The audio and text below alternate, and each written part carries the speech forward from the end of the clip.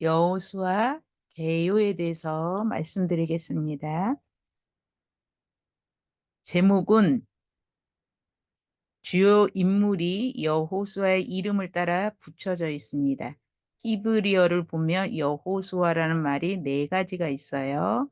신명기 3장 21절에 여호수아, 또 신명기 32장 44절에 호세아, 또 예수아, 느헤미야 8장 17절에 나와 있습니다.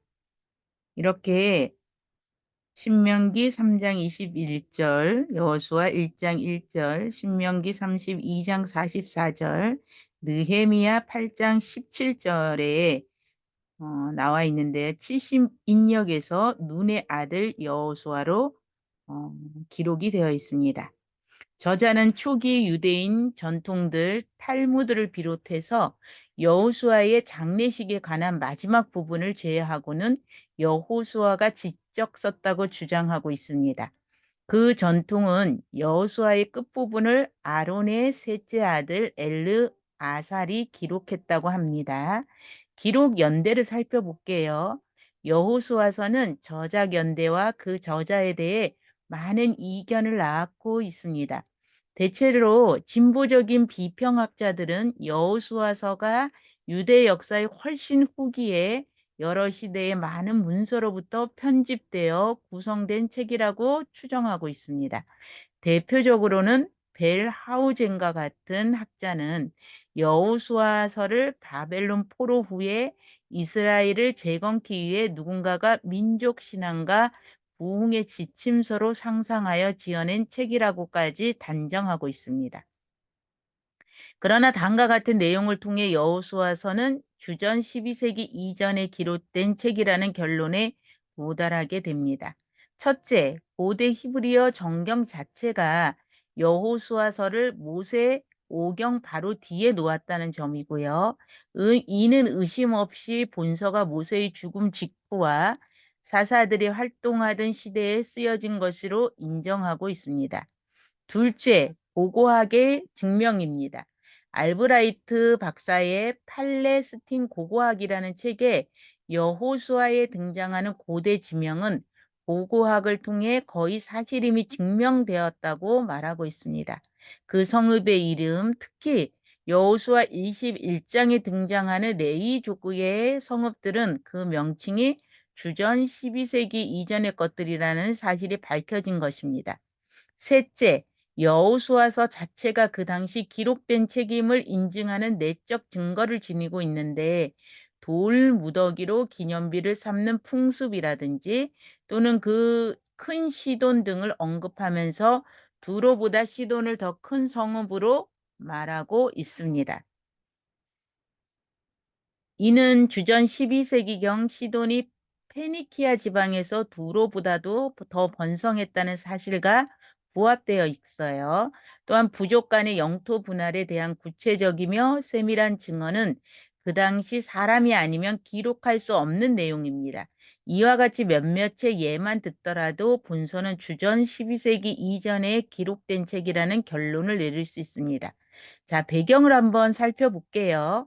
배경은 여호수아는 하나님을 깊이 신뢰하는 사람이었으며 때문에 언제나 승리할 수 있었습니다. 그는 모든 전쟁에서 승승장구했고요. 그의 이름의 뜻은 여호와는 구원이시로다. 여호수아의 뜻은 뭐라고요? 여호와는 구원이시로다. 라서 헬라어 표기로는 예수스, 즉 예수와 동일한 예, 배경이 있습니다. 특징, 여호수아가 가나안 땅으로 들어갈 무렵 고대 근동의 강대국들은 약한 상태에서 처해 있었습니다. 당시 해쪽 속은 역사의 장으로부터 사라졌고 애굽이나 바벨론 및 아수르도 팔레스틴 땅에 군대를 주둔시킬 만한 여력이 없었습니다. 그래서 모압과 아모리 족속이 저항이 있었지만 쉽사리 가나안에 들어갈 수 있었습니다. 이스라엘은 40년 동안 광야에서 방황했기에 가나안 정복 과정에서 병력이나 군수 물자 그리고 지형적 우선권도 없었습니다. 다만 그들에게는 40년 동안의 훈련으로 하나님의 명령을 따를 때만 승리가 확실하다는 정공동체적인 확신이 있었을 뿐입니다. 그들은 하나님을 의지하는 믿음으로 약속의 땅을 취하는 것을 특징으로 볼 수 있습니다. 여호수아를 쓴 목적을 볼까요? 여호수아서의 일관된 관점은 이스라엘의 가나안 정복을 하나님께서 이스라엘 백성을 위해 베푸시는 특별히 은혜로운 행위라고 보는 것입니다.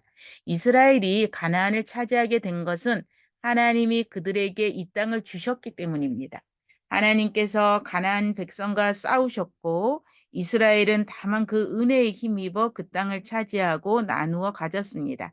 하나님이 그들을 위해 싸워 주시지 않았다면 그들은 어떤 싸움에서도 이길 수 없었고 한지의 땅도 차지할 수 없었습니다. 그것을 보여주는 대표적인 사례가 아간의 불복종으로 인한 패배의 사건입니다. 저자는 아간의 불복종으로 큰 성 여리고를 쉽게 정복했던 이스라엘이 극히 작은 성 아이에서 대패하였다고 보고하는 것입니다. 여호수아 7장에 나오죠. 이렇게 해서 이스라엘을 위한 하나님의 지극한 은혜와 이스라엘의 절대적인 복종이 강조되고 있습니다. 이것을 모세오경과 연결해 보시면요. 가나안 정복을 가능케 하신 하나님은 이스라엘을 출애굽시키신 하나님이십니다. 즉 이스라엘을 애굽에서 탈출케 하신 하나님이 이스라엘을 가나안에 정착하게 하신 것입니다. 이것은 하나님이 얼마나 진실하시며 전능하신가를 보여줍니다. 우리가 이 여호수아를 읽으면서 하나님의 진실하심, 하나님의 전능하심을 여러분들이 한번 살펴보시면 좋겠고 또 여러분 삶 가운데 적용해 보시기 바랍니다. 선조들에게 가나안을 주기로 언약하신 하나님은 그 후손들에게 어김없이 그 언약을 성취시켜 주신 것입니다. 따라서 이스라엘 후손에게 요구되는 것은 하나님과 같은 신실함이에요. 이스라엘 백성이 시좀 복종하는 태도를 견지하였을 때 손쉽게 가나안을 정복할 수 있었던 것 같이 계속해서 하나님의 역사를 이어가는 것은 그와 같은 신실한 복종 태도입니다. 순종을 얘기하겠죠. 여호수아서는 이러한 사실을 알려주기 위해 기록되어 있으며 이러한 점에서 신명기적이라고 할 수 있습니다. 자, 구조를 볼게요.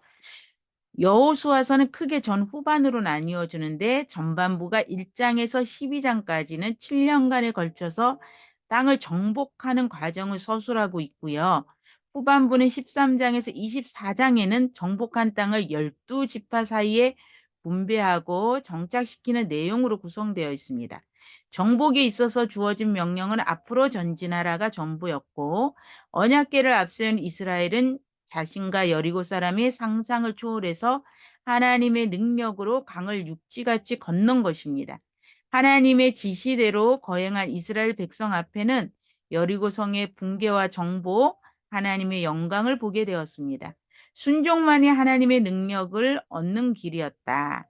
이제 나이 90세가 된 여호수아는 가나안 땅 정복이 다 끝나지 않았음을 알고 이 과정을 이스라엘의 자녀들이 성취하도록 땅을 분배해 주었습니다. 내용을 살펴볼게요. 여호수아에는 두 가지 분할이 기록되어 있습니다. 첫째는 군사적 분할이고 또 하나는 정착의 분할입니다. 여호수아의 상반부에서는 히브리 민족이 요단강을 건너 가나안 땅으로 들어가는 내용이 있고요. 여리고와 가나안 땅의 중부 지방을 정복한 다음에 히브리 민족은 가나안 땅을 군사적으로 분할하여 남부와 북부는 따로 정복하는 데 쉽도록 하고 있습니다. 후반부 13장에서 24장까지 나와요. 유대인들이 제비뽑기에 의해 각 지파별로 땅을 나누어 가진 것에 대하여 기록하고 있고요. 이 두 가지 분할에서 하나님은 하나님의 원칙을 분명하게 하고 있습니다. 하나님의 일은 하나님의 방법으로만 되어야 한다는 거.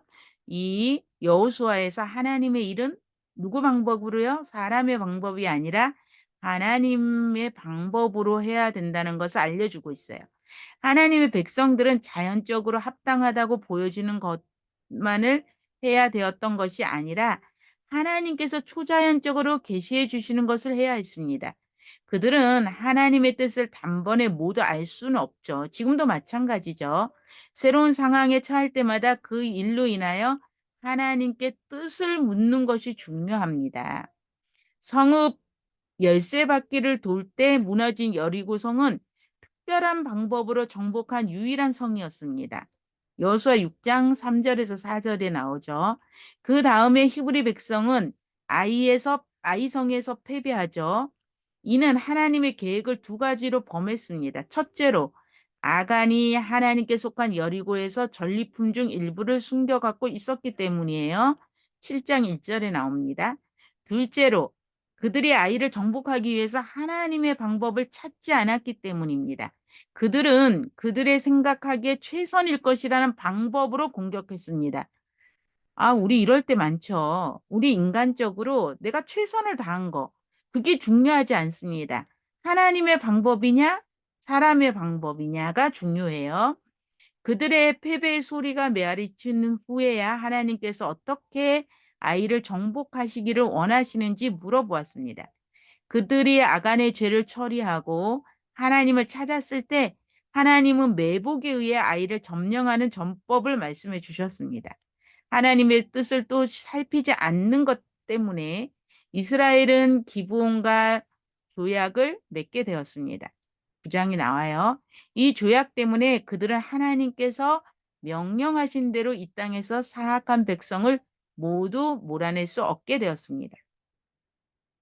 그러면 우리가 여호수아를 통해서 어떤 교훈을 받아야 될까요? 첫 번째, 역사적인 교훈은 하나님께서 아브라함과 이삭과 야곱에게서 약속하신 그 약속을 이행하시기 위하여 선민 이스라엘을 어떻게 약속의 땅으로 인도하셨고 여호수아와 이스라엘이 어떻게 약속의 땅을 정복하고 그곳에서 정착하였는지를 보여주고 있습니다. 이것을 우리 삶에 적용해 보면 하나님의 약속은 반드시 어떻게 한다고요? 이루어진다는 것을 교훈으로 삼으면 좋겠습니다. 두 번째 교리적인 교훈은 언약에 대한 하나님의 신실하심을 보여주는 한편 승리의 생활은 하나님을 믿는 믿음의 생활이어야 한다는 것입니다.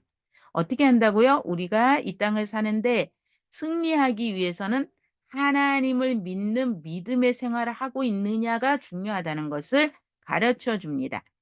기독론적인 교훈으로 보면 그리스도는 자기 민족을 약속의 땅으로 인도하는 지도자 여호수아로 여호와의 군대 장관으로 5장 13절 14절을 기생 라합이 창에 메어든 붉은 줄로 범죄자들의 도피성을 묘사하고 있는데 이는 성도의 기업이 되시는 그리스도의 모습을 보여주고 있습니다. 여호수아 계론을 통해서 제목, 저자, 기록 연대, 배경 특징, 목적, 구조와 내용에 대해서 내용과 교훈에 대해서 말씀드렸습니다. 오늘 이 개요를 잘 들으시고 우리 삶에 또 말씀을 읽고 묵상하면서 여러분 삶에 적용하여서 하나님의 영광이 드러나시기를 예수 이름으로 축복합니다. 감사합니다.